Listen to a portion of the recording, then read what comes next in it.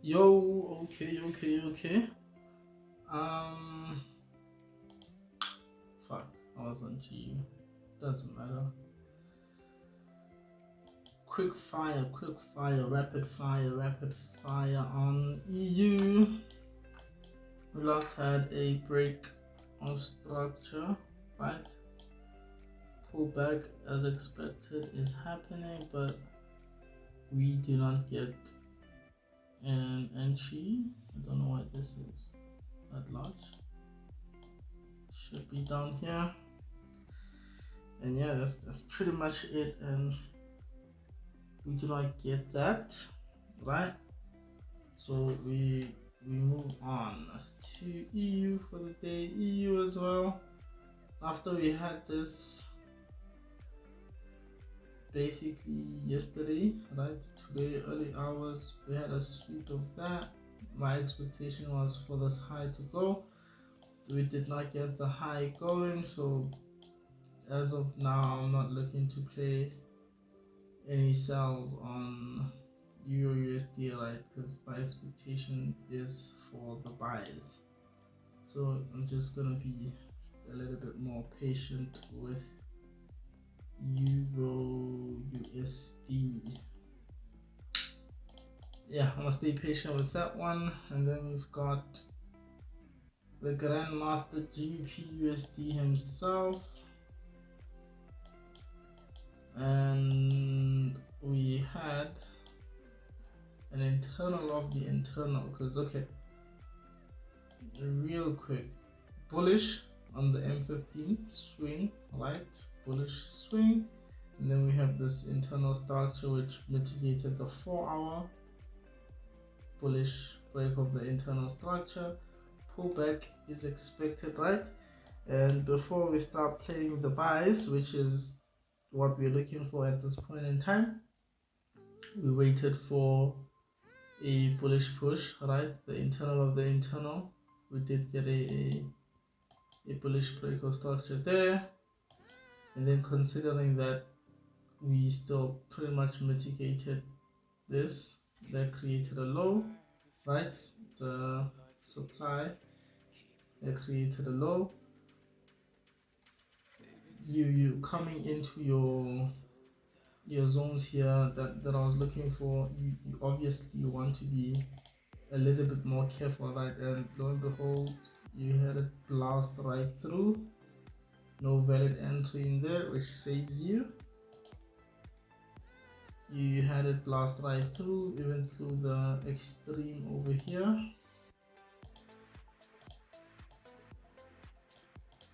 Extreme, pretty much. You would have come into the extreme. You would have come into the extreme, had a tiny chalk, and you do know that I prefer a solid chalk instead of this iffy one. Tiny chalk, no strong liquidation into the M50-minute zone created afterwards, so as expected, the market just does what it does and it moves lower instead. So tomorrow our expectation remains for this high to go first, something like that, and then we follow the inside like that, and that is the expectation. Interestingly, on USD CAD, we did have a trade in here. We had one break even and one loss, right? And we had an unfortunate break even, I believe. One loss, okay, but the break even was really unfortunate in my opinion. And I'll make you understand now why. Okay, firstly, the overall. Okay, we have the 15-minute being bearish, right? 15-minute bearish. 15-minute pulls back into the extreme. Expectation is for it to go lower, right? It goes low, we get an internal break of structure, and then we had this supply zone over here.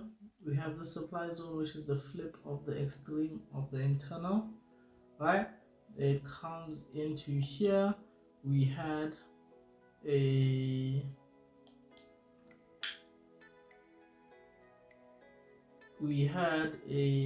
pretty much liquidity up here. Liquidity gets swept on the M15. I take basically the M15 minute confirmation, right? I take the M15 minute confirmation. That was the first trade. And then the second one was the M5 minute confirmation that came within that, where you had this inside buy is a low, price sweeps up, sweeps the low, strong liquidation, you enter on the 5-minute candle, right? And upon entry, the market runs to the profit target and it hits the profit target on TradingView, right? Now, problem, where does the problem come in? How does this basically a winner end up being a break even? The winner ends up being a break even because of spread, right? I'll attach a photo of my M15, not M15, my TradingView, man. What's this thing? My MetaTrader, right? I took a screenshot of it after I seen it happen, and I was like, I'm taking a screenshot of this because I suspect it's gonna turn. I suspect it's gonna turn because also it is reacting to this M15 minute in here, which is like the internal of the internal. Oh, it's a little bit iffy, but it's I can understand it, right? Because for the day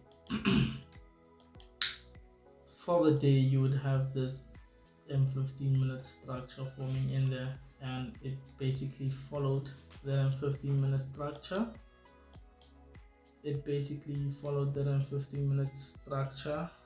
This held, market pushes up, but unfortunately for us, this was supposed to be a winner if we had been on the good side of spread, right? We didn't have good spread, and so this ended up being a break even because I did protect the entry. And the bigger M15 minute trade, this one ended up just being a plain loss as well. It would have been break even as well if it had not been taken out up here, right? Because it would have come down, I would have protected. But yeah, that's basically it for the day. Pretty disappointing, I think. Not too bad, but just yeah, sometimes you get fucked by a spread. Something dumb like spread fucks you over. And I did mention, I believe, on the Monday video, like the double trade like this. This one makes sense for a double trade, right? Because it's a M15 minute confirmation trade plus a 5-minute confirmation, which basically is double confirmation instead of a risk trade and a confirmation trade, right? Which is like double risk.